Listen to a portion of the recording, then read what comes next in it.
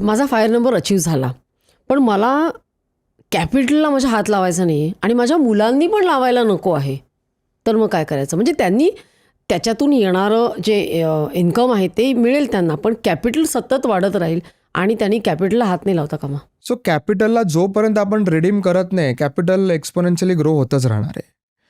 Redeem न करणं हाच एक ऑप्शन असतो की जे मंथली इन्कम येतं त्याच्यात आपलं घर भागवायचं.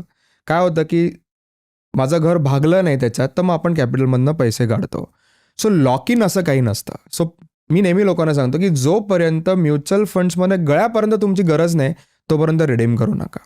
जस्ट बिकॉज मला ही गाडीच घ्यायची आहे, मला हे घरच घ्यायचं आहे म्हणून लोक रिडीम करतात. Don't do that. It is for generations.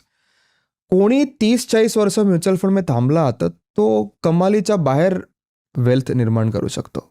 आता ते 50-30-20 जे आपण फॉर्म्युला बघितला, तर त्याच्यामध्ये गाडीचा EMI, घराचा EMI हा कुठे बसवायचा? बेस.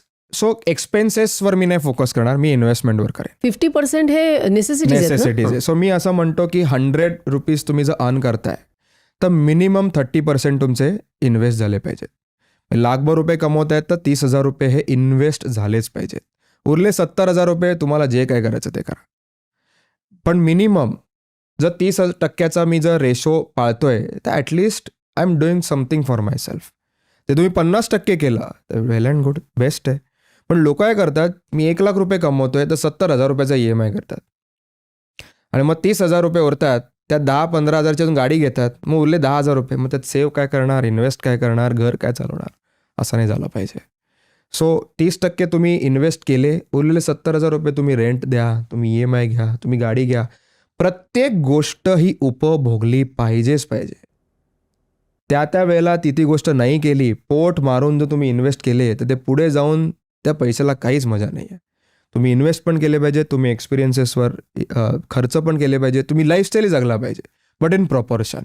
माझी आज लायकी जर XUV 700 घ्यायची आहे तर मी XUV 700च घेणार आहे, मी जाऊन BMW नाही घेणार आहे. पण उद्या मला BMW घ्यायची असेल तर मग तेवढी लायकी वाढवायची आपली, म्हणजे इन्कम वाढवायचं. ॲब्सोल्युटली. कारण मी असं बघतो की आज शो ऑफमध्ये लोकांची वाट लागते आहे.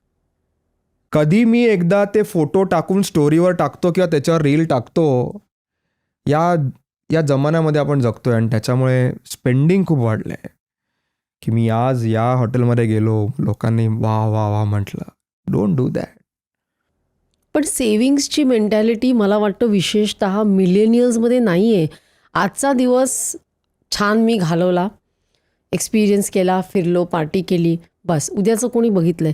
विशेषतः मला असं वाटतं कोविडमधनं जास्त वाढलंय का? मी आता तेच म्हणणार होतो. कोविडमधनं जी लोक वाचली आहेत, जी वर गेली नाही आहेत, त्यांना असं वाटतं आज नाही जिया तो क्या किया. पण असं नसतं. आज लाईफ एक्सपेक्टन्सी एवढी वाढली आहे, लोक 80-85पर्यंत जगतात आणि काम करण्याचं एज कमी झालं आहे. म्हणजे जे लोक 60-65-70पर्यंत काम करायचे, लोक आज 45-50ला डगमगतात. सो तुम्हाला दोन्ही करायचं आहे. तुम्ही स्पेंड पण करा, तुम्ही इन्व्हेस्ट पण करा, पण पहिले जे फॉर्मेटिव्ह स्टेजेस असतात ना, त्या तुम्ही जास्त इन्व्हेस्ट करा. नंतर तुमचं लाईफ एवढं पीसफुल होईल. 40 पर्यंत नॉट 40 इज द बेस्ट, पण मी म्हणतो 35 पर्यंत.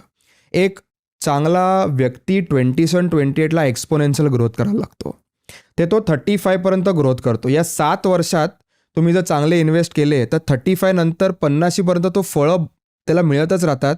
दुसरी गोष्ट, जेवढ्या अर्ली स्टेजमध्ये तुम्ही पैसे कमवता तेवढे जास्त इन्व्हेस्ट करता. जेवढे जास्त इन्व्हेस्ट करतात तेवढे तुमच्याकडे कुशन जास्त होतं, रिस्क टेकिंग कॅपॅसिटी वाढते. रिस्क टेकिंग कॅपॅसिटी वाढली की तुमचं इन्कम ऑटोमॅटिकली वाढतं, एक्सपोनेन्शियली वाढतं. म्हणजे माझ्याकडे काही उदाहरणं आहेत की एवढे हुशार लोक पण रिस्क घेऊ शकत नाही म्हणून जॉब स्विच करत नव्हते, पण तेच पोर्टफोलिओ 1 करोड झाल्यावर बॅक ऑफ द माइंड काय, आज मला माहिती आहे की 6 महिने 7 महिने मी तरू शकतो, मी रिस्क घेतो, हा एक्सपोनेन्शियली कुठे गेले. That question is very important. तुम्ही सांगितलं की जितक्याच लवकर आपण इन्व्हेस्टमेंट करू तितकं चांगलं. आता काही लहान मुलांना, म्हणजे अगदी 8-10 वर्षाच्या मुलांना पॉकेट मनी मिळतो, कधी ₹50, ₹100 किंवा बर्थडे गिफ्ट्स मिळतात. तर किती लवकर आपण हे करू शकतो, किती छोट्याशा अमाऊंटनी, म्हणजे हळूहळू मुलांना पण सवय लागते. येस. ज्या दिवशी तुमचं बर्थ सर्टिफिकेट येतं त्या दिवसापासून तुम्ही इन्व्हेस्ट करायला सुरुवात करू शकता.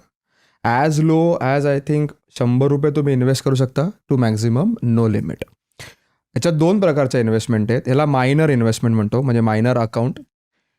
एक आई बाबा ऑन बिहाफ ऑफ मुलं पण इन्व्हेस्ट करू शकतात, किंवा मुलांचं अकाउंट बँकेत काढून मुलांच्या नावावर पण म्युच्युअल फंड्स काढू शकतात. त्यांच्यावर आहे, काही प्रॉब्लेम नाही. पण जसे आपण म्युच्युअल फंड्स घेतो आपल्या वयाला ॲडल्ट्सना, तसं ते पण करू शकतात, काही प्रॉब्लेम नाही आहे. माझ्याकडे अशी लोक आहेत ज्यांनी 1.5-2 महिन्याला मूल असताना इन्व्हेस्टमेंट करायला सुरुवात केली आहे. त्याला जसे वाढदिवसाला पैसे मिळतात, प्लस जेवढे त्याला मिळतात तेवढे आई बाबा ॲड करतात. आणि त्यांचं एकच आहे की 18 होईल त्यावेळेला एक कॉर्पस झाला पाहिजे. पण मग 18व्या वर्षीपर्यंत त्याचे कीपर्स आईवडील असतात. येस, सो गार्डियन असतं प्रत्येक याला, गार्डियन आई बाबा असतात. 18 झालं की ते अकाउंट क्लोज होतं, आयदर क्लोज होतं किंवा ते मायनर टू मेजर करायला लागतं, मग ते कॅरी फॉरवर्ड होतं. पण ते त्याच्याच नावावर पैसे राहतात. सो एक ओनरशिप ऑफ कॅपिटल पण होते लहान वयापासनं, जे मी प्रत्येक इन्व्हेस्टरला सांगतो की मुलांना हे गोष्ट लहानपणापासून केली पाहिजे. बालकडू आपण ज्याला म्हणतो, की लहानपणापासून तुम्ही सांगितलं तर अफलातून त्याच्या डोक्यात बसेल. ही क्लिप शेवटपर्यंत बघितल्याबद्दल खूप खूप धन्यवाद. संपूर्ण एपिसोड बघण्यासाठी खाली दिलेल्या लिंकवर क्लिक करा आणि सर्व काही चॅनलला सबस्क्राईब करायला विसरू नका.